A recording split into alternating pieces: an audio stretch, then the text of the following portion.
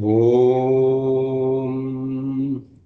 विश्वन्दर्पण दृश्यमाननगरी तुल्यन्निजान्तर्गतं पश्यन्नात्मनि मायया बहिर्वोद्भूतं यथा निद्रया यः साक्षात् कुरुते प्रबोधसमये स्वात्मानमेवाद्वयं तस्मै श्रीगुरुमूर्तये नम इदं श्रीदक्षिणामूर्तये। नारायणं पद्मभुवं वसिष्ठं शक्तिं च तत्पुत्रपराशरं च व्यासं शुकं गौडपदं महान्तं गोविन्दयोगीन्द्रमथास्य शिष्यं श्रीशङ्कराचार्यमथास्य पद्मपादं च हस्तामलकं च शिष्यं तन्तोटकं वार्तिककारमन्यान् अस्मद्गुरून् सन्ततमानतोऽस्मि। श्रुतिस्मृतिपुराणानाम् आलयं करुणालयं नमामि भगवत्पादं शङ्करं लोकशङ्करं शङ्करं शङ्कराचार्यं केशवं बादरायणं सूत्रभाष्यकृतौ वन्दे भगवन्तौ पुनः पुनः। परब्रह्मनिष्ठं स्वतो धर्मनिष्ठं अहिंसैकनिष्ठं स्वशिष्यै सुजुष्टं यतीनां वरिष्ठं गुरूणां गरिष्ठं दयानन्दरूपं मदाचार्यमीडे। नमः श्री परमार्थाय संसाराध्यासनाशिने श्रोत्रिय ब्रह्मनिष्ठाय तस्मै ब्रह्मविदे नमः। सदाशिवसमारम्भां शङ्कराचार्यमध्यमाम् अस्मदाचार्यपर्यन्तां वन्दे गुरुपरम्पराम्। ॐ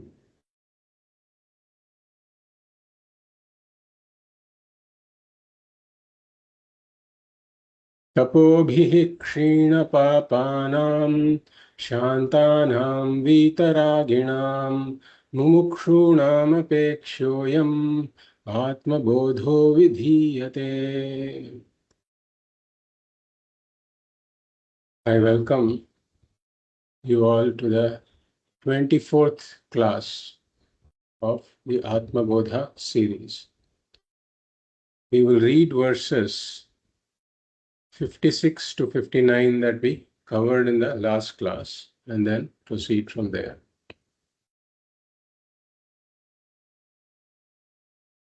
तिर्यगूध्वमदः पूर्णम् तिर्यगूध्वमथ पूर्णम् सच्चिदानन्दमद्वयम् सच्चिदानन्दमद्वयम् अनन्तं नित्यमेकं यत् अनन्तं नित्यमेकं यत् तद्ब्रह्मेत्यवधारयेत्। तद्ब्रह्मेत्यवधारयेत्।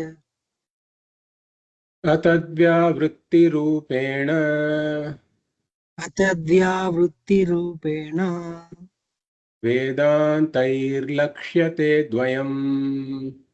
वेदान्तैर्लक्ष्यते द्वयम्। अखण्डानन्दमेकं यत् अखण्डानन्दमेकं यत् तद्ब्रह्मेत्यवधारयेत्। तद्ब्रह्मेत्यवधारयेत्।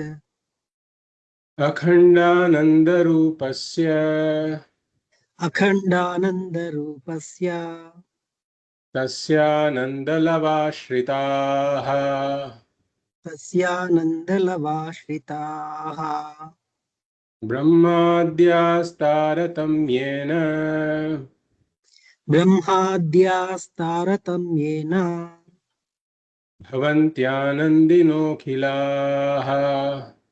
भवन्त्यानन्दिनोऽखिलाः।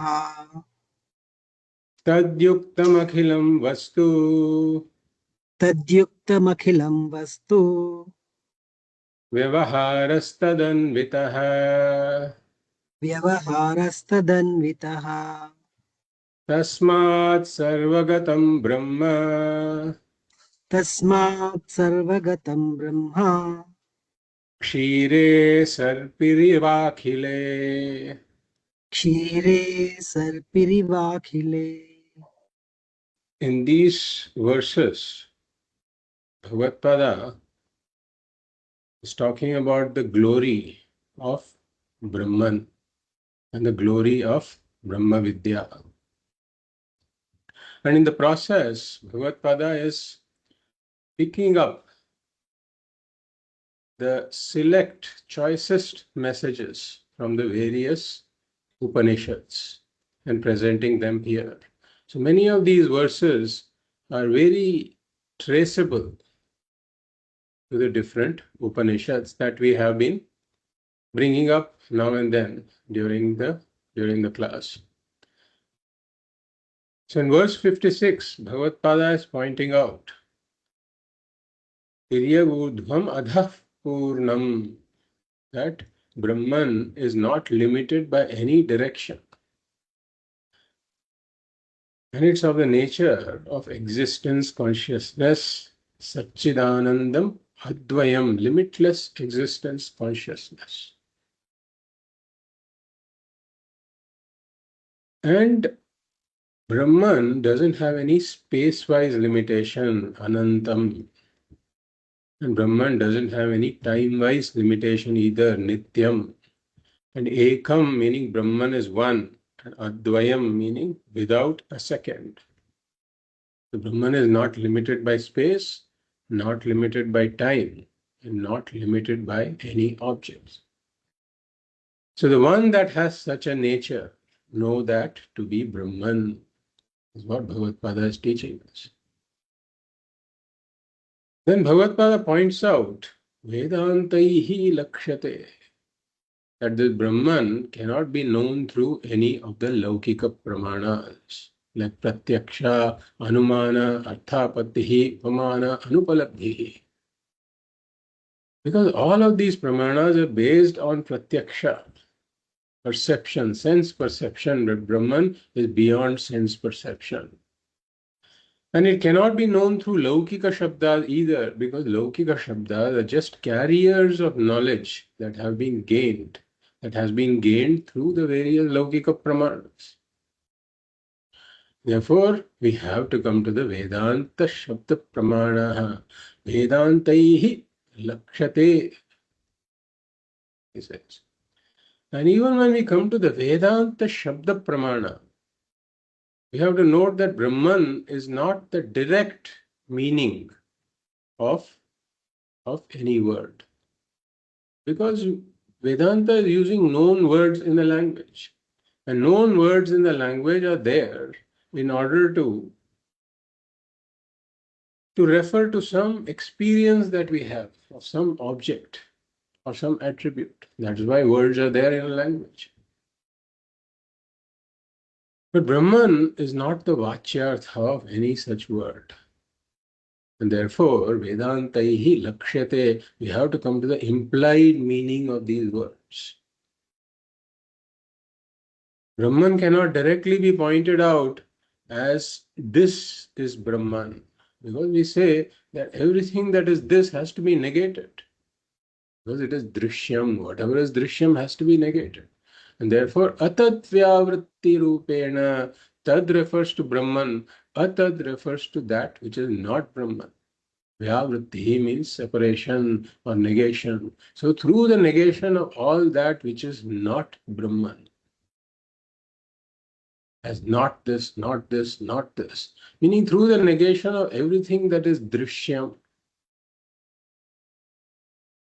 then one comes to understand what Brahman is, even though Brahman has not been pointed out directly as a this object. So one may ask that what is left? If I have negated all that is this, all that is drishyam, then what is left? This is where Vedanta points out that the one who is negating the drik, the seer, the knower, is never the drishyam, and therefore can never be negated. So the non-negatable, the unnegatable drik remains after negating all the drishyam. And the implication is that that drik, which remains unnegated after negating everything that is negatable, is Brahman. Atat vyavritti rupena vedantaihi lakshyate. And how? And finally, what does Vedanta indicate? What does Vedanta teach about this Brahman? It says, Akhandanandam ekam advayam. Of the nature, Brahman is of the nature of fullness, limitlessness, completeness. Akhandanandam ekam advayam, one and non-dual. Then in the next verse, Bhagavad proceeds to dwell a bit upon this Akhandanandam. What is Akhandanandam? Akhandananda is really Atmananda, the nature of Ananda. We have Pratibimbananda, which is this reflected Ananda, or Koshananda, also called as Koshananda, that comes and goes. But Atmananda never comes and goes, being the nature of Atma, being the nature of Brahma. And therefore, Bhagavad is differentiating Atmananda from Koshananda or Pratibimbananda. He is differentiating Bimbananda from Pratibimbananda.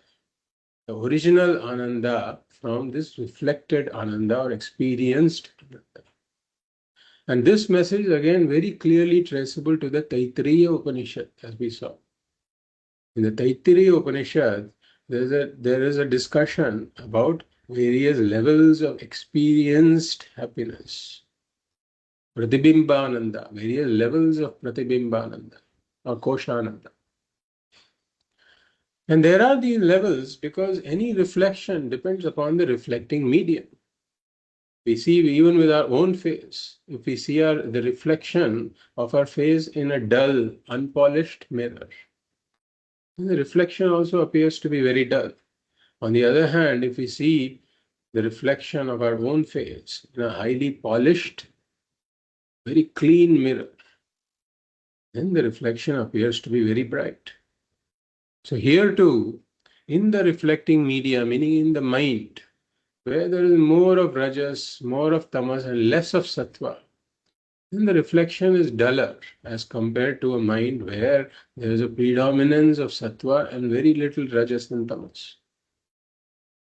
So there is a gradation in the levels of experienced ananda.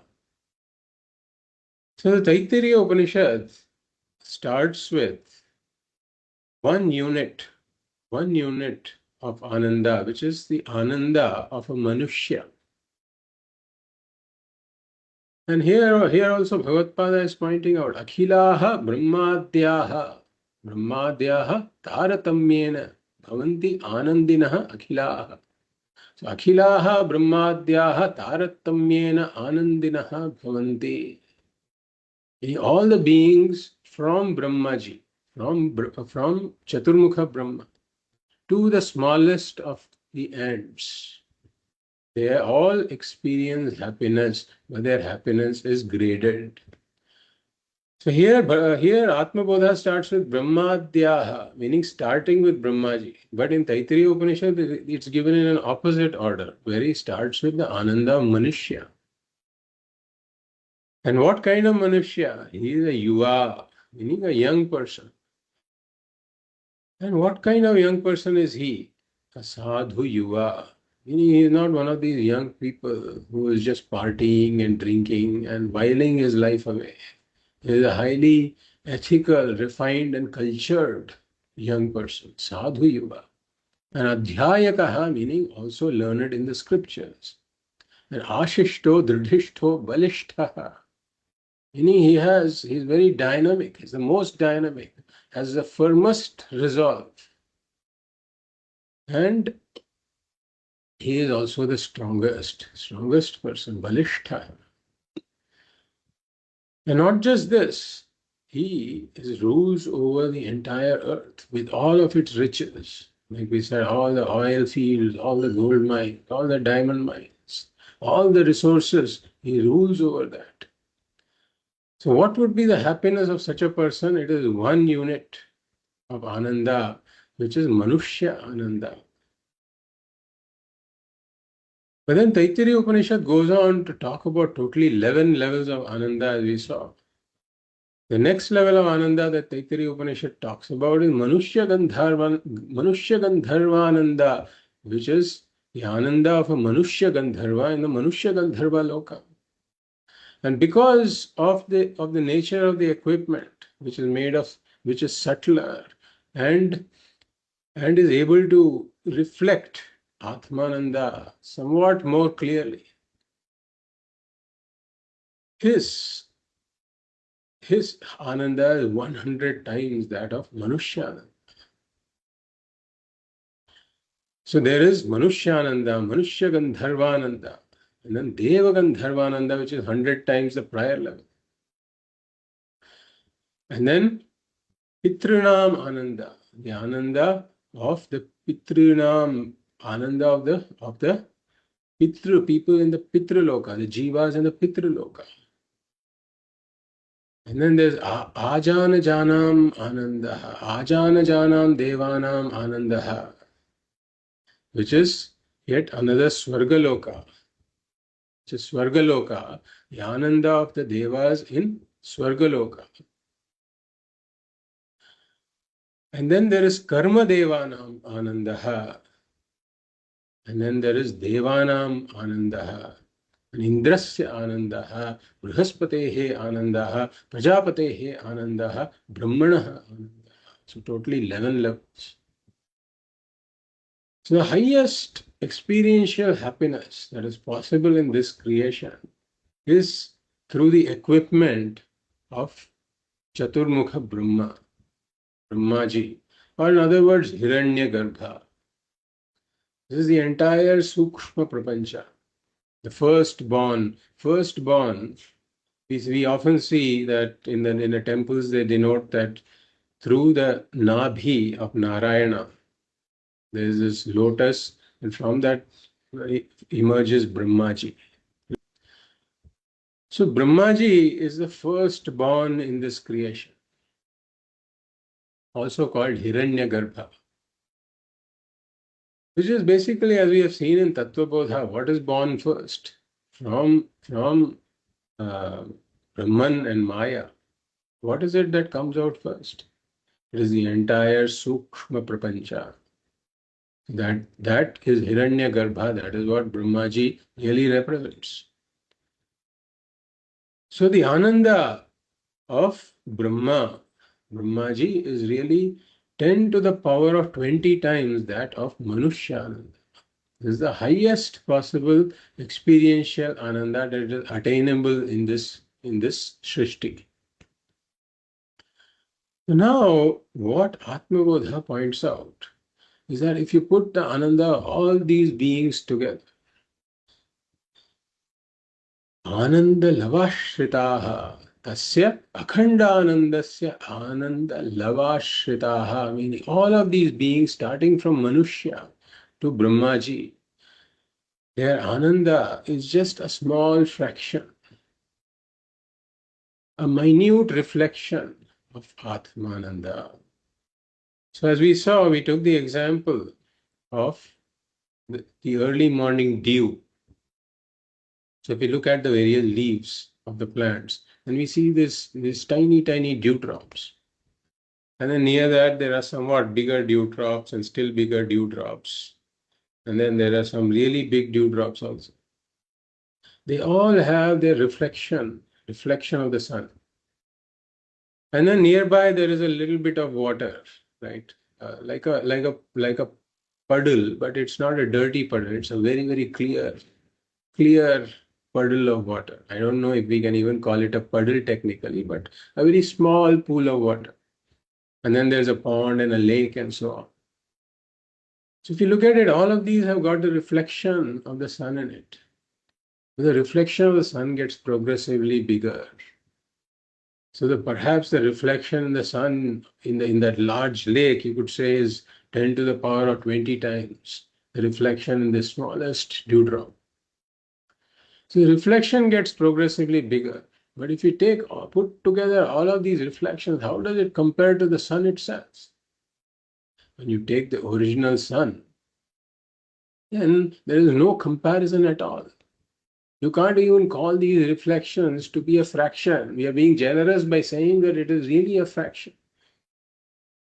It's really a fraction of a fraction of a fraction. You can continue that to infinity, really speaking.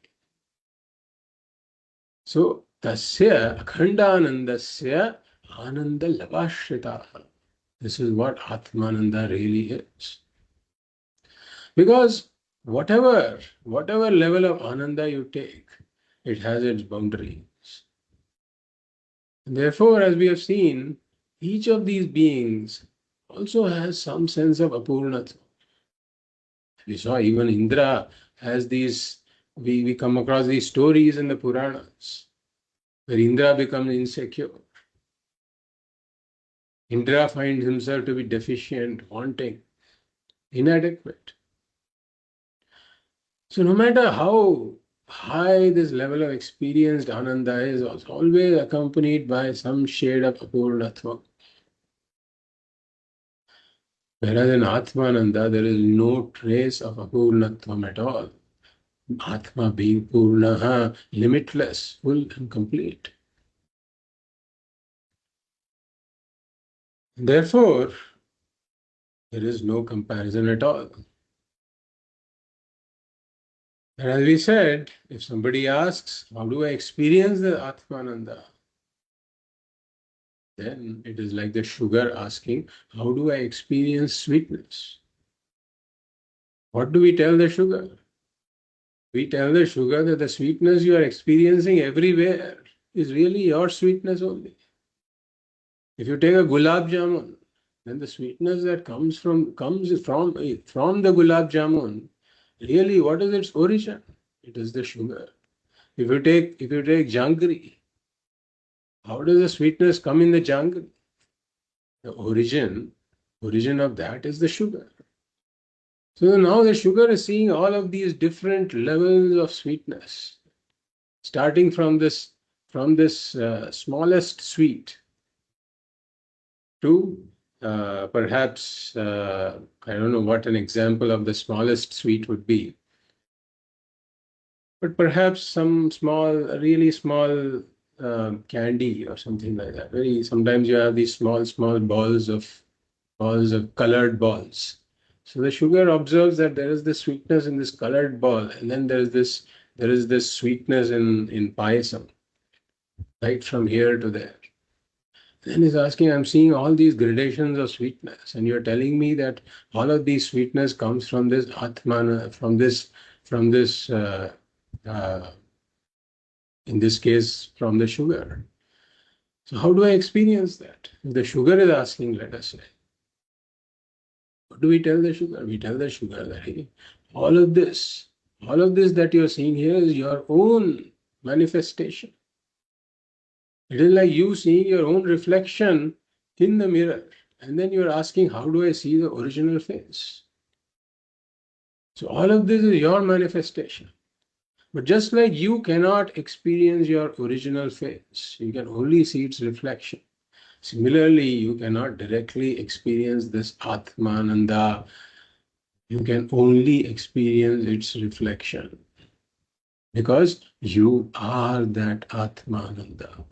You are that very sweetness that you are seeking. So, tasya akhandananda rupasya ananda lavashritaha. Then Bhagavad goes further to point out that any object that we are interacting with in this world is pervaded by Brahman. As he said, tad yuktam akhilam vastu. So every object is pervaded by Brahman. And whenever you are transacting with something, whenever you are touching any object, that transaction is also associated with Brahman, just as it is impossible to touch a pot without touching the clay. So it is Brahman alone that appears as all these Namarupas. Just like in our dream, if I'm touching a pot in the dream, I'm really touching the waker. Because the pot is nothing but a thought in the mind of the waker. So in the dream, when I'm touching the pot, when I'm transacting with the pot, I'm really transacting with the waker. Because the waker pervades that entire dream.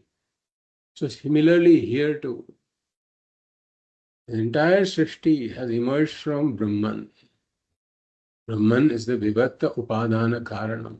Brahman is the only substantial reality. Brahman is the existence, being the Satyam, therefore it pervades everything. So whenever I'm touching anything, whenever I'm transacting with anything, I am really transacting with Brahman. And therefore, Tasmat Sarvagatam Brahma, Kshire Sarpihi Iva Akhile. So just like butter pervades milk, Bhagavad gives this example. So as we saw, we were towards the end of the last class, we were talking about scuba diving in the milky ocean. So wherever we see, above, below, left, right, front, back, everywhere there is milk. And the milk is pervaded by butter. But I don't see that butter. One has to go through a special process to extract that butter. Similarly, you can compare the entire creation around me, the entire universe around me to be milk, which is pervaded by the butter of Brahman. That is not visible to my normal eyes.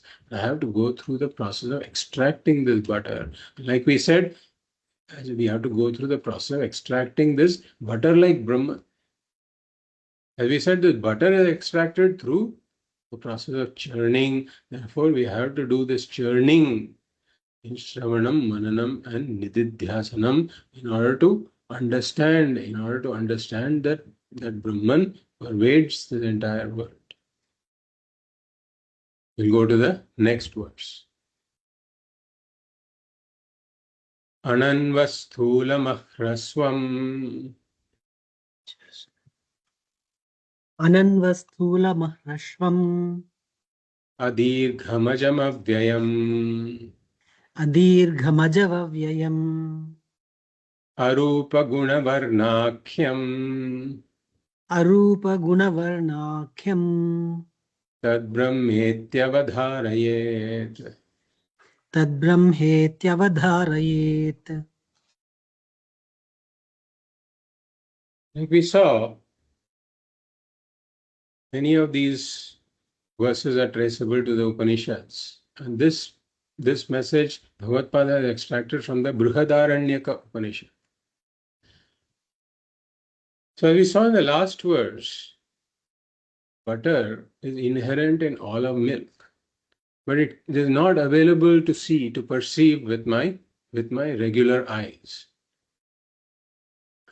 So similarly, Brahman here pervades the entire creation, but it is not available for my regular eyes. It is not available for my normal pramanas, laukika pramanas. And that is what Bhagavad is emphasizing on here. So the reason why Brahman is not visible to my laukika pramanas, to the regular laukika pramanas, is given here. So he says ananuhu. So it says, the verse says ananvasthulam.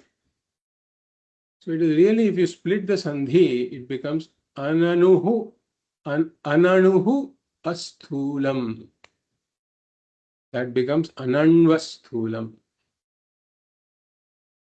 Bhagavad says ananuhu, ananuhu. So if we say anuhu means a very, very small particle. Like in Tarkashastra or in Nyaya Vaisheshika, they talk about paramanuhu. Parama anuhu is paramanuhu. Paramanuhu means a very, very small particle, the smallest particle actually.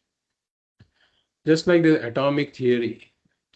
Scientists initially considered the atoms to be the smallest particles, but then they broke it and found smaller particles. According to Nyaya Vaisheshika, the smallest particle is called paramanuhu. Parama anuhu. So anuhu means a small particle, but in this context, it means small, just small. So he says ananuhu. meaning the Brahman is not small, Atma is not small. When we say Atma is not small, Brahman is not small, we immediately, the mind is like a pendulum. So if you say this, you can't be on this end, then it swings to the other end. So mind immediately thinks that, oh, perhaps it is big. So he immediately clarifies asthulam, meaning that it is not big also. You cannot call it big. And he says ahraswam, meaning it is not short. And immediately we think about perhaps it is very long. So he says adirgham, it is not long also. So not small, not big, not short, not long. So what does all this mean? We see all of these adjectives like small, big, short, long, they are all adjectives of nama rupas. Nama rupas that we have experienced. And we are trying to fit Brahman in this picture of our nama rupa. You have seen various nama rupas and compared to that small, short, long, big, etc. We're thinking about all that. But Brahman pervades the smallest object we can think of. Brahman pervades that also. It's the content of that also. And for example, you take the smallest quark, whatever it may be, the smallest particle you can think of, Brahman pervades that also. Therefore, the Upanishad says, Anoho Aniyan, meaning it is smaller than the smallest. Anuhu becomes Anoho Aniyan, is smaller than the smallest. And Mahato Mahiyan, it is larger than the largest. Whatever largest object you can think of, perhaps the largest galaxy or some largest black hole, whatever it may be. Again, Brahman pervades that also and extends beyond that also. So it cannot be said to be large also in the normal sense of the word. And therefore, Brahman cannot be qualified by any size. So it is negating any concept of size in Brahman. All size is associated with Nama Rupas. Therefore, we say the Brahman doesn't have any size, meaning it is not spatially limited, not limited by space at all. So then the mind immediately thinks that perhaps it is limited by time. Perhaps Brahman has a beginning in time and an end in time. So again, Ātma Bodha negates it, saying ajam. Ajam meaning Brahman was never born in time. Because even before Srishti, as we saw, Brahman was always there. So we then think that perhaps Brahman has no beginning, but it could have an end. Like we say, ignorance has no beginning, samsara has no beginning.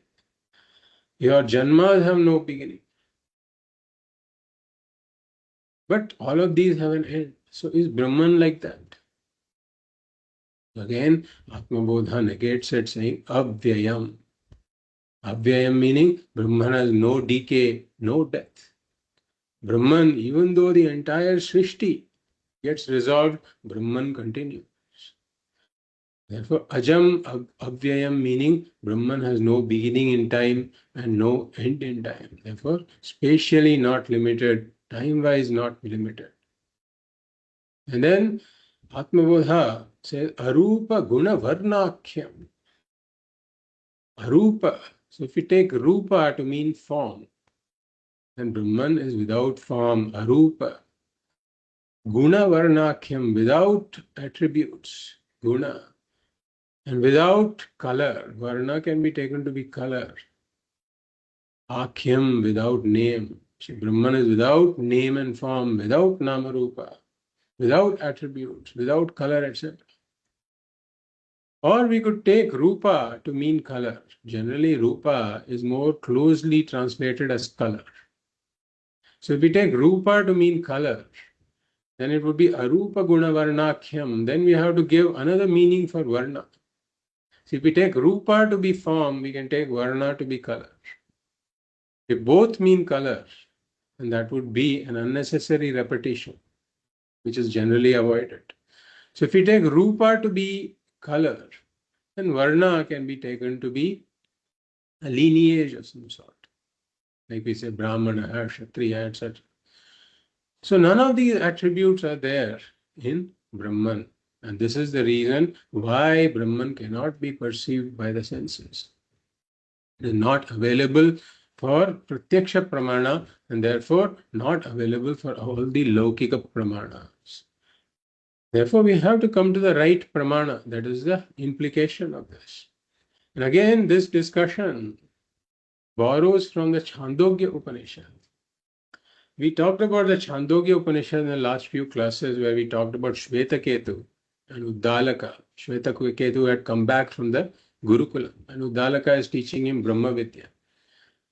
So Uddalaka wants to make this point, the Chāndogya Upaniṣad wants to make this point that Brahman is not available for the Laukika Pramāṇas. And the way the Guru teaches the student, in this case, is he asks him to bring some water. And he also asks him to bring some salt. He says, now place the salt in this water. And then he says, now leave it alone. Then the next day he calls him again and says, now bring me that water. So by now the salt has dissolved in the water. So now he says, now trace the salt in the water. Trace the salt. Show me some evidence that the salt is there in the water. So first he tries to use his touch. With the touch, can he feel the salt? And he cannot touch the salt anymore because it is dissolved in the water. He knows it is there, but he can't touch it. Then he tries to see whether he can somehow see this salt in that water. He cannot see it either. So we point out that people who end up using the wrong pramanas end up becoming atheists. So somebody who insists on using the sense of touch and the sense of sight as a pramana in order to know the presence of the salt will end up becoming a salt atheist. He will claim there is no salt in this water. I can't perceive the salt with the pramanas that I accept, which is just the sense of touch and the sense of sight. You can even add the sense of smell. Perhaps if he tries to bring his nose close to it, he says, I can't smell anything. And if he tries to hear it, right? Again, he cannot make out the presence of salt. Water without salt and water with salt will produce similar sounds. So now the Guru tells him, there is only one pramana that can provide you this evidence. Take one droplet of water from the top of this and sip it. And when he sips it, he says, Lavarnamiti. Yes, it is salty. Then he says, take a droplet of water from the middle of this and sip it. He says, Lavarnamiti. It's salty. And take a droplet from the bottom and sip it. Again he says, Lavarnamiti. Therefore now he knows there is salt. Not just that there is salt, but it pervades that entire water.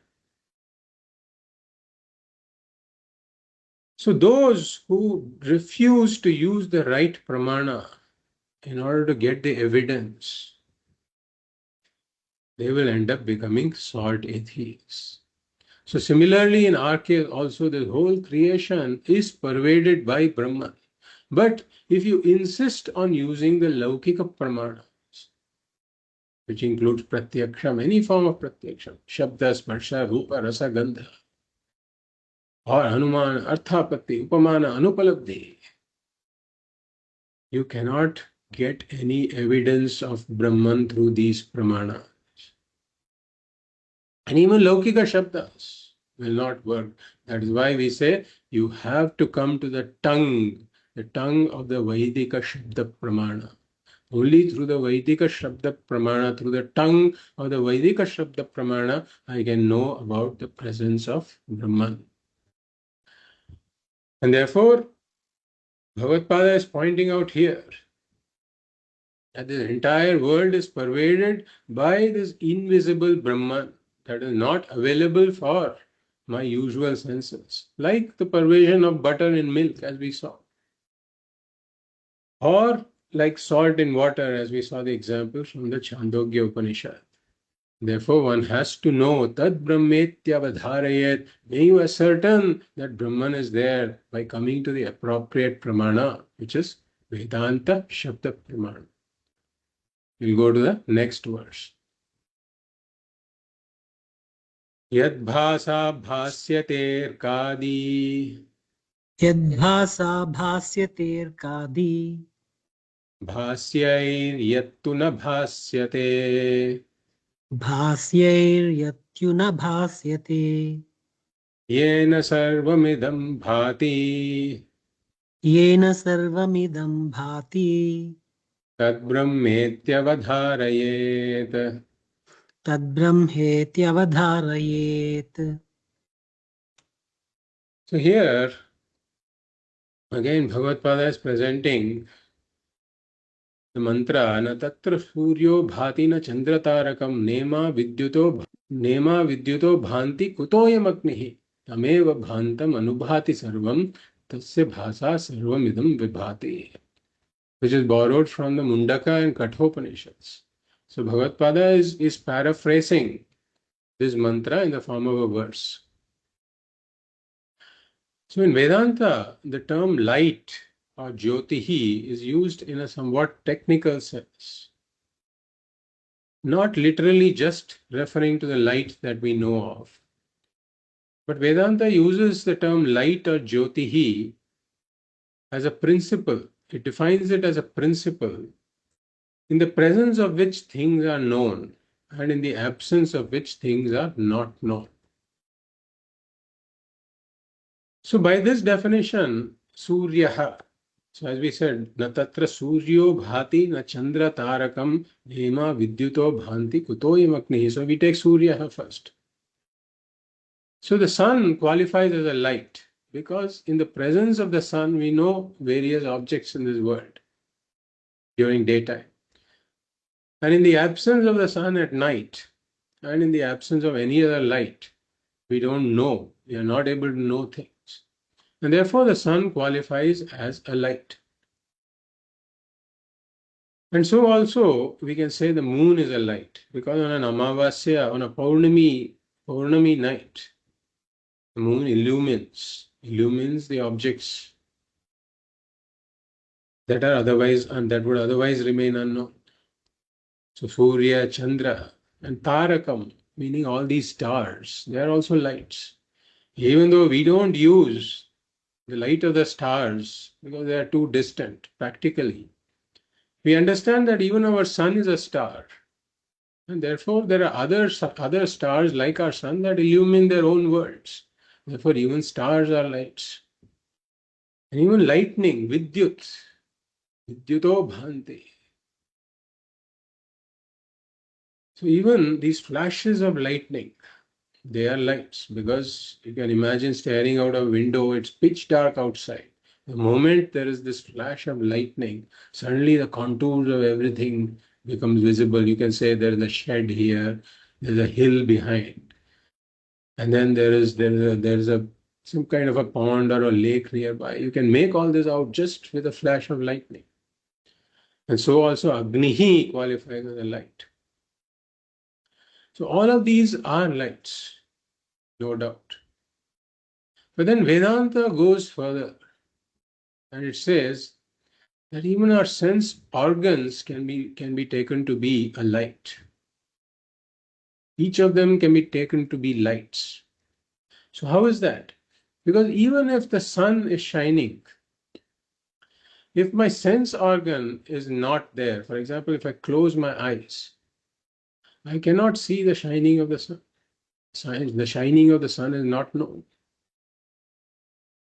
So in the presence, when I use my eyes, objects are known. if I don't use my eyes, objects are not. Therefore, even my eyes become a light that reveals forms and colors. So similarly, my sense of hearing can also be taken to be a light because it reveals sounds. Without that sense of hearing, the sounds will not be known. Similarly, even my touch can be taken to be a light because my sense of touch reveals textures that would otherwise not be known. So even my sense organs can be taken to be a light. But Vedanta now goes further and says that even the mind is like a light. Because if my sense organs are operational but not backed by the mind, then the objects are not known. For example, Swamiji uses this phrase, you are here, but you don't hear. That means the person is present in the class, but if his mind is elsewhere, the words may fall on the ears. The ears may perceive the sounds, but they are not registered by the mind. They are not known. Or similarly, if somebody is too preoccupied with something else, there may be somebody who is passing back and forth in front of him, or something is happening in front of him, but he just gives this blank stare. That is what happens if the mind is not backing the sense organ. Therefore, even the mind qualifies as a light. Then Vedanta goes one step further and it says that even the mind is backed by consciousness. If the consciousness is not there, then the mind also cannot function as a light. And therefore, this consciousness, the Atma, is also qualifies as a light. And therefore, if we take the shloka, the tatra suryo bhati na chandra tarakam nema vidyuto bhanti kutoyam agnihi. So he uses the two terms bhati and anubhati. तत्र सूर्यो भाति न चंद्र तारकम नेमा विद्युतो भान्ति कुतोयम अग्निः तमेव भान्तम अनुभाति सर्वम तस्य भासा सर्वमिदं विभाति. So anubhati, bhati. So there's a difference in the meaning of these two words. We can start by saying that the sun shines. The surya bhati, sun shines. But then when we see that the sun shining is dependent upon the eyes, then we revise the statement to say surya anubhati chakshurdvayam bhati. Meaning that the sun shines after the eyes. The sun shines after the eyes shine. Surya anubhati chakshuhu bhati. The eyes shine, the sun shines after the eyes shine, meaning the absence of the eyes, the sun cannot shine. Then we go one step further and we say, Manaha bhati chakshuhu anubhati. The eyes shine after, it is the mind that shines. But then we go one step further and we say, Manaha api anubhati, Atma bhati. The Atma shines and the mind shines after the Atma. In the presence of the Atma, only the mind is also known. The mind can function like a light. But then we ask the question, does Atma also shine after something? Atma api anubhati va? Na va? Atma anubhati va is the question. Does Atma shine after something else? Is there something else because of which Atma shines? So we say, na, Atma swayam bhati. Atma shines by itself without any other light requiring without requiring the presence of any other light. Atma shines. And therefore, Atma is called by the Upanishads as the ultimate light, Jyotisham Jyotihi. It is the light of all the lights. Therefore, here Bhagavad says, you look at this verse, bhasyate, yad bhasa, bhasyate arkadi. So he says, bhasyate, meaning all of these are illuminated. What are illuminated? Arkadi bhasyate. Like the sun, the moon, the stars, the lightning, the fire, and even the sense object, sense organs, and the mind. All of these are lights. But they are all illuminated. Arkadi bhasyate. Bhasyate is the second word in the first quarter. Yad bhasa bhasyate arkadi. So arkadi bhasyate. By what? What are they illuminated by? Yad bhasa. Yad bhasa. And yasya bhasa. Meaning by whose light? By whose light all of these luminaries like the sun, moon, stars, lightning, fire, and even my sense organs and the mind, by whose light they are illuminated. By the light of which awareness they are illuminated is what he's saying. Yad bhasa arkadi bhasyate. So that awareness, he says, na bhasyate, yat na bhasyate, that awareness which illumines all of these luminaries, itself is not illuminated. Bhasyaihi yat tu na bhasyate, meaning na bhasyate, it is not illuminated. Bhasyaihi, by all of these luminaries. So the illumination is one way the Atma illumines all of them, but these don't illumine the Atma. Bhasyaihi yattuna bhasyate. So the Atma is not illumined by any of these. Just like the sun illuminates the moon, all right.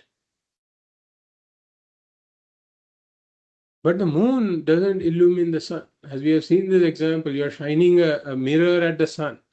The sun illumines the mirror, but the mirror need not. The mirror cannot illumine the sun. The mirror need not illumine the sun. So similarly, all these luminaries function in the light of the Atma. But Atma itself doesn't need to be illumined by any of these. So even the mind and sense organs, they all function like lights in the presence of the Atma. The mind and sense organs are not required to illuminate the Atma. So Atma is Swayam Jyotihi, as we saw. And then he says, Pyena Sarvamidam Bhati. So Bhati means shine, they shine, or it shines. What shines? Sarvam, sarvam, idam sarvam. All of this shines. Yena, by which. So that same light of awareness that because of which all these luminaries function like luminaries and which is not illuminated by any other luminary, itself illumines all of this. Yena sarvam idam bhati. So we can raise a question here that my sense organs and my mind also play a role in illumining this world. So I can also say my sense organs illumine any object that I'm looking at, or my mind is illumining that object. So shouldn't the credit go to the sense organs and the mind? So we point out that you take the example of the sun and the moon. The sun illumines the moon, and on a dark night, the moon illumines the earth. Now, who should we give credit to for the illumination? We ask that question, should the credit go to the moon or the sun? So we have to say that eventually it is the sun that is illumining that dark night, all the objects in the dark night. It is the sun that is illumining through the moon. The moon is just a reflecting medium via which the light of the sun is illumining the earth. In fact, there is no such thing called moonlight that is separate from the sunlight. The moonlight is only an avatara of the sunlight, you can say. The sunlight descends on the moon and then illumines the earth. So similarly here also, one can ask a question that, okay, the mind and the sense organs are also illuminating. They are also lights that are illuminating the world. So here again we say that the credit should go to the Atma, because it is only in the presence of the Atma that the mind and the sense organs borrow this reflected consciousness. And with that reflected consciousness, they illuminate everything else. And therefore, the credit should go to the original consciousness, not to the reflected consciousness. Therefore, yena sarvamidam bhati is by the light of the Atma that everything here is illuminated. Tad brahmetyavadharayet, know this light of consciousness, know this ultimate light of consciousness, which is jyotisham jyotihi, the light of all lights. Know that to be Brahman. And then Bhagavad continues on the same theme. We will read the next verse, verse 62. Swayam antarbahirvyapya Swayam अन्तर्बहिर्व्याप्य bhasayannakhilam jagat भासयन्नखिलं जगत् brahma prakashate vanni ब्रह्म प्रकाशते वह्नि prataptaya sapindavat. प्रतप्ताय सपिण्डवत्. So Bhagavad is continuing on the same theme. And here we can take an example to understand what Bhagavad is saying. So let us say that we pick an object. For example, let's say we pick this book here, the Ātma Bodha. So if I ask, what is this? Then you will say that this is a book. So I ask, what else is here?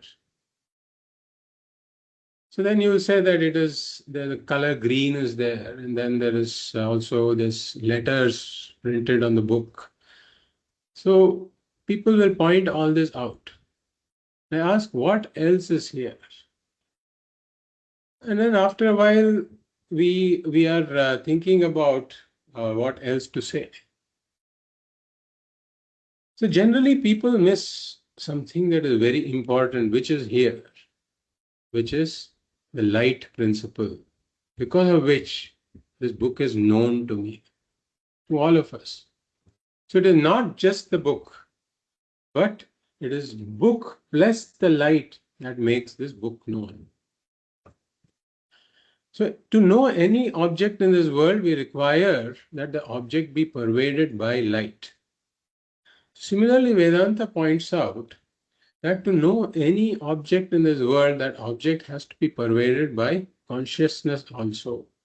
So when I know any object in the world, then there are two things there. Of course, you can say the object is there and the light is also there. So there are, of course, multiple things there, but one of the key ingredients that makes the object known to me is the pervasion of consciousness. We may use the word pervasion once in a while. It may be an unfamiliar word if you are hearing it for the first time. But you can translate it as pervaded by consciousness. Just like the book has to be pervaded by light. So there's pervasion of light to know the book, to see the colors of the book, to see the form of the book. Similarly, to know any object, there should be pervasion of consciousness. It has to be pervaded by consciousness. So now, how is the light known? If you say the book is pervaded by light, then how is the light known? You say the light is self-revealing. Then the light pervades everything and reveals everything. But how is the light itself known? Because the light is self-revealing. Similarly, how is the consciousness known? As we saw, consciousness is Swayam Prakashaha, consciousness is self-revealing. We don't need another consciousness or another light in order to know this consciousness. Now, if you open the book, there are all these letters. Now, you will not be able to read all this because the distance is an obstacle. But let's say that the book is close to me. Every letter has to be pervaded by light in order to know that letter. Similarly, every little thing that is known has to be pervaded by consciousness. So that there may be we may be talking about something internal, some sensation in the body or some thought in the mind or any object in the world. Unless it is pervaded by consciousness, it cannot be known, whether it be internal or external. So we'll come to the verse with this background to understand this verse. Swayam antar bahir vyapya bhasayan akhilan jagat brahma prakashate manni prataptaya sapindavat. So he says prakashate. Prakashate means it shines. What shines? Brahma prakashate. Brahman shines. Brahma prakashate. And how does it shine? Brahma swayam prakashate. We take the word swayam from the first line. Swayam antar bahir vyapya. So Brahma swayam prakashate. Brahman shines by itself. Without any other luminary, Brahman shines by itself. And having done what? Vyapya, antar bahir vyapya. Meaning having pervaded, vyapya. Having pervaded, Brahman shines by itself. Having pervaded what? Antar bahihi. Meaning having pervaded everything inside and outside. So all of my internal conditions like hunger, thirst, or emotions, or decisions, beliefs, knowledge, memories, whatever it be, all of this internal world is pervaded by Brahman. That is why it is known to me. All of these mind, the whole mind and all of the thoughts in the mind, they are all pervaded by Atma, that is Brahman. And therefore, all of this entire mind being made of the subtle matter, as we have seen, the mind and thoughts are made of subtle matter. They are pervaded by this consciousness, and they also carry this reflection of consciousness, the Chidabhasa. Therefore, they shine with this reflected consciousness. Therefore, they are known to me even as the conditions of the mind change. At this moment, I am hungry. And then once I have the food, I know that I am satiated. So all of these conditions of the internal world are illuminated. All of these thoughts, they shine with reflected consciousness. And bahihi vyapya, all of the external objects also, they are illuminated by the light of consciousness for them to be known. So unlike the internal world, where everything is known automatically, because it's all subtle matter, therefore, if it's pervaded by Atma, it carries the reflection of consciousness automatically. And therefore, it is all automatically known even as the condition of the mind changes. The world outside is not automatically known. It has to be contacted by a mind. When the mind contacts the object, then the thought of the mind goes through the sense organ and pervades the object. When the thought pervades the object, the reflected consciousness also pervades the object. Then the object is known to me because of the pervasion of consciousness. The consciousness spreads over the object, carried by the thought. And therefore, all of these outside objects are also known to me because they are pervaded by consciousness, by the light of consciousness. So we can think about there being 5 beams of consciousness coming through each of my sense organs.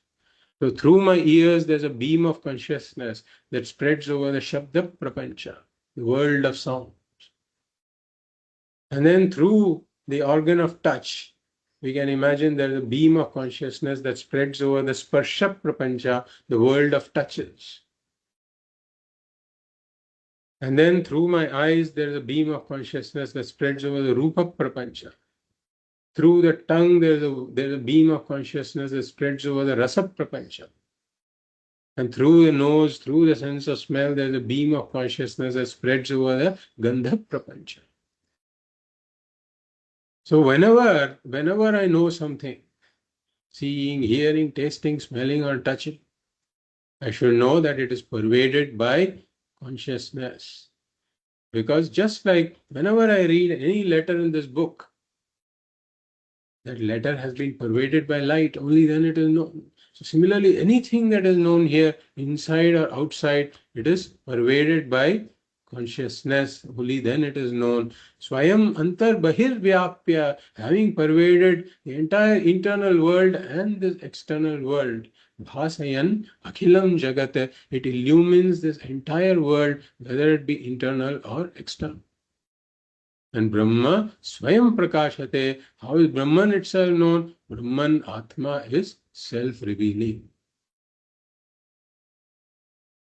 We'll go to the next verse, but before that, just one more point about this. Yes, there is, he gives the example here that we did not touch upon. Vanni prataptayasa pindavat. Bhagavad talked about the butter pervading milk in one of the earlier verses. Shire sarpihi iva akhile. So here Bhagavad is giving another example of fire pervading an iron ball. Just like fire pervades an iron ball, now the iron ball begins to glow and it can also burn. It can also burn the skin if you touch it. So this glowing of the iron ball and its burning is because of the pervasion of fire, because it is pervaded by fire. But do we see that fire separately? So we don't see that fire separately. We see that iron ball glowing. But we know that it is because of an independent principle called Agnihi that this iron ball is glowing. Vanni prataptayasa pindavat. Ayasa pinda means iron ball. Ayasa pinda. Vanni pratapta. Ayasa pindavat. Vanni pratapta means it has been heated by fire. Ayasa pinda means iron ball. The iron ball heated by fire, like an iron ball heated by fire. We see the iron ball glowing. We don't see the Agni separately, but we know that Agni is a separate principle. It is not an attribute of the iron ball. It is not a part, product, or property of matter, as we see. We'll come to that. So just like this Agni is a separate principle, similarly this consciousness also a separate principle. Consciousness is not a part, product, or property of matter. Consciousness is an independent principle that pervades matter and makes it known. Consciousness is not limited by the boundaries of any material object. So this is what we gather from the example that Brahman pervades the entire internal and external world, but it is a separate principle that does this illumination. We'll come to the next verse. Jagat vilakshanam Brahma Jagad vilakshanam Brahma Brahmanonyanna kinchana Brahmanonyanna kinchana Brahmanyat bhati chen mithya Brahmanyadbhati chen mithya Yatha marumarichika. Yatha marumarichika. Bhagavad gave us these two examples of butter pervading milk and fire pervading this iron pinda, ayasa pinda, iron ball. Then those two examples, in both of those examples, butter as well as the milk and the fire and the iron ball are in the same order of reality. And therefore, the examples don't do complete justice to our situation. The best example is really the pot and the clay. If you take the pot and the clay. So if you are seeing the pot, if you are seeing only the pot, then my attention needs to be drawn to the clay. And therefore, we would say that the clay is not the pot. And therefore, here Bhagavad says, Jagat Vilakshanam Brahma. Brahma Jagat Vilakshanam. Brahman is an independent principle, a separate principle, other than this world. This is how we start. Because the attention is on the world, the attention is on the pot, and he misses the clay. Then we have to bring the clay into his consciousness, into his understanding. So then we talk about the clay as being separate from the pot. Similarly, here we talk about Brahman being separate from this world, but this is just the beginning stage. But then we go on to say, Brahmanaha anyat na kinchana. This is what Bhagavad says in the second part of Brahmanaha anyat na kinchana. But other than Brahman, there is nothing else. So if we take the example of the pot, we say that the clay is other than the pot. This is in order to bring the clay into the understanding of the person. But then we point out that the pot is nothing but clay. Clay is other than the pot, but the pot is nothing but clay. Therefore, there is nothing really other than the clay. Clay alone is. Similarly, Brahman is other than this world. Now we have world and Brahman. But then we point out that there is no second thing other than Brahman. Really speaking, the world is Brahman. There is no second thing other than Brahman. Brahmanaha anyat na kinchana. Nothing else other than Brahman. We say this in that the Vedantic equation works a little differently. We say A is B, but B is not A. Or we can take it the other way around. It's easier to remember. We say that A is not B, B is A.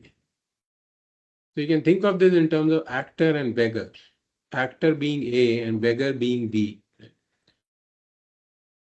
So we say the beggar is the actor. The actor is not the beggar. The actor can put on other costumes and become something else also. The actor is not the beggar. But without the actor, the beggar cannot be there. The beggar is the actor. Actor in a certain costume. Beggar is the actor in a certain costume. The actor is not the beggar. Similarly, Brahman is not the world. Brahman can exist without the world. But the world is just Brahman in the costume of all these Nama-rupa. And therefore the world is Brahman. Pot is clay. Clay is not the pot. So this is how Satyam and Mithya works. There are two orders of reality here. Therefore, Brahmanaha anyat na kinchana. Brahmanyat bhati chet mithya. If you are seeing something else other than Brahman, then that is mithya. So if your attention is on the pot and you have not understood that there is the clay, then that pot has to be taken to be mithya. So we are saying here, Brahmanyat bhati chet mithya. So if you are seeing this world that is other than Brahman, then that world is mithya. So one may say here that but I am experiencing the world. How do you say it is mithya? I am experiencing it. It looks so solid, so real. So we point out that experienceability is not the criteria for reality. We have seen this before. Experienceability is not the criteria for reality. Because we experience the blue sky. The blue sky really does not exist. We experience the flat earth. The flat earth also does not exist in reality. We experience the rising sun. But there is no sun that rises and sets in reality. We experience a dream. But there is no dream in reality. Therefore, experienceability is not the criteria for reality. In fact, experienceability means Nama Rupa has come in. Some Nama Rupa has come in. And if we are experiencing Nama Rupa, then whatever is experienced is Mithya. It's a criteria for Mithya. Vedanta turns the tables around and says, we are experiencing something that is Drishyam, that has got Nama Rupa, that is Mithya, not the Satya. And therefore, whatever else is experienced independently existing is mithya. Brahmanyat bhati chet mithya. And Bhagavad gives the example of yatha maru marichika, meaning just like mirage water.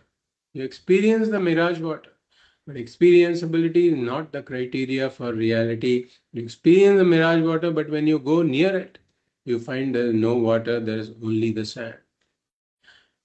And therefore, if you are experiencing something else as independently existing other than Brahman, then that is not the reality. It doesn't really have an independent existence. It is like Maru Marichika, it is like this mirage water.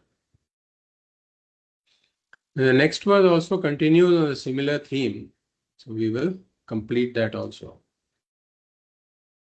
Drishyate shruyate yadyat दृश्यते श्रूयते यद्यत् ब्रह्मणोऽन्यन्न तद्भवेत् ब्रह्मणोऽन्यन्न तद्भवेत् तत्त्वज्ञानाच्च तद्ब्रह्म तत्त्वज्ञानाच्च तद्ब्रह्म सच्चिदानन्दमद्वयम्. सच्चिदानन्दमद्वयम्. So Bhagavad is continuing on the same theme. If you look at the last word of the second quarter,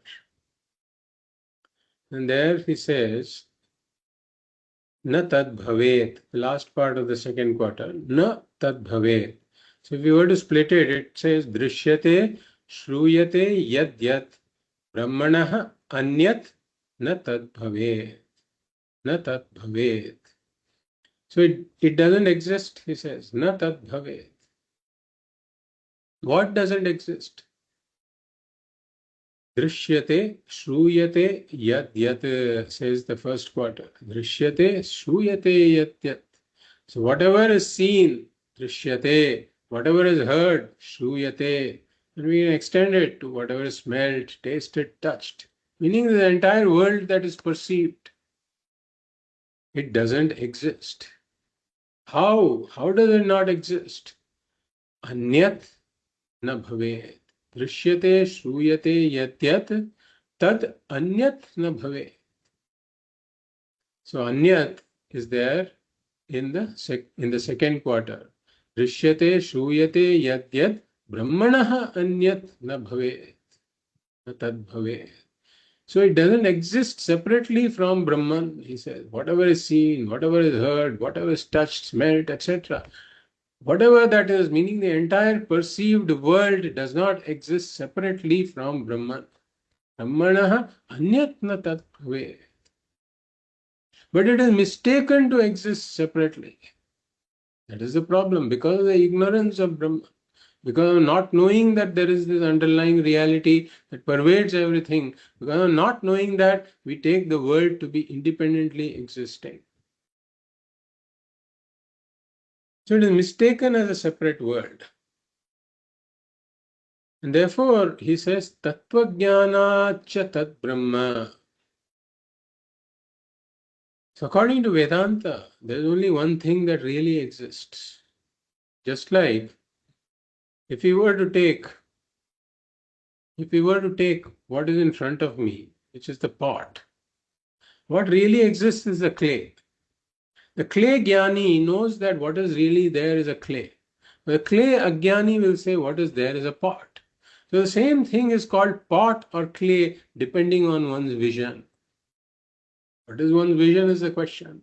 Clay jnani calls the same thing clay. The clay ajnani calls it a pot. But there is only one thing really speaking, which is the clay. So similarly now if we take this example of the pot and the clay. Now the clay jnani wants to educate the clay ajnani that there is the clay, there is only the clay. So he has to accept the pot to begin with. If he is seeing only the pot and he talks about clay, the clay ajnani will not understand what he is talking about. Therefore, he accepts that the clay jnani also accepts for the time being that the pot is there. And then he talks about the pot. But he also brings in clay into the picture. And now he talks about two things. Where there is really one thing, he talks about two things. He talks about the pot and he talks about the clay. And then he talks about clay becoming the cause of the pot. He talks about the pot being born out of the clay, the pot being sustained by the clay, and the pot resolving back into the clay. And then the clay jnani can take classes on this topic for 5 years. He can teach this, he can talk about the pot and the clay, the pot and the clay, the pot being the karyam, the clay being the karanam, the clay being the srishti, sthiti, laya karanam for the pot, etc. But what happens in the end? In the end, he says, only the clay, the pot is not really there at all. That is what he comes to. So, the one and the same thing is known as the pot by the clay ajnani and is known as the clay by the clay jnani. So, similarly, here too, there is only one thing which is Brahman. The Brahma jnani says only Brahman here. But the Brahma ajnani sees the world. And therefore, in order to teach the ajnani, the Brahma jnani has to first bring in the idea of Brahman. And then he talks about Brahman being the Karanam, the world being the Karyam, Brahman being the Sthiti, Shrishti, Sthiti, Laya Karanam for the world. And he can take classes about this for a while until this idea of Brahman has firmly entered this person's mind. So now there are two things, not the clay, the world and Brahman. There are two things. But then finally he points out that there is only Brahman. There is no second thing other than Brahman at all. Brahmanaha anyat na kinchana, as we saw. Brahmanaha anyat na tad bhavet, in this verse itself. Drishyate shruyate yadyat Brahmanah anyat na tad bhavet. It is not separate from Brahman. And tattva jnanath chat tat Brahma, once this tattva jnanam is there, tattva jnanam means that Brahman is the only reality. Once the knowledge enters the mind, then he sees only Brahman. He says there is only Brahman. So what changed now? What changed? Earlier he was calling it, the clay ajnani was calling it the pot. Now the clay ajnani has become a clay jnani and he says there is just the clay. Similarly, earlier the Brahma ajnani, the Atma ajnani was calling this a separate world. But now that he knows he has Atma jnanam, he has Brahma jnanam, he calls this Brahman. What has changed? It is just that the ajnanam has been removed. The tattva ajnanam has been removed and now there is tattva jnanam. What has changed is just that the ajnanam has been removed and now there is jnanam. And therefore, tattva jnanat tachat cha tat Brahma. Whatever he was calling as a separate world earlier, after Tattva Jnanam, he now calls it Brahman. Tattva Jnanat cha tat Brahma. Whatever is Shruyate, Drishyate, whatever he was calling a separately perceived world, now he says there is only Brahman. The world is, there is no second thing called the world. And what is that? Satchidanandam Atvayam. Atvayam, there is no second thing called the world. There is only Brahman, which is of the nature of Sat, Chit, and Ananda, of the nature of existence, consciousness, limitless, all pervading existence, consciousness, that is Brahman alone is. Tattva Jnanat cha tat Brahma. We'll continue in the next class. In the next class, we are hoping to complete the text. There are just 4 verses remaining now. So we should hopefully complete Ātma Bodha in our next class. Om Purnamadah Purnamidam Purnat Purnamudachyate Purnasya Purnamadaya Purnameva Vashishyate. Om Shanti Shanti Shanti. Hari Om Shri Gurubhyo Namaha. Hari Om.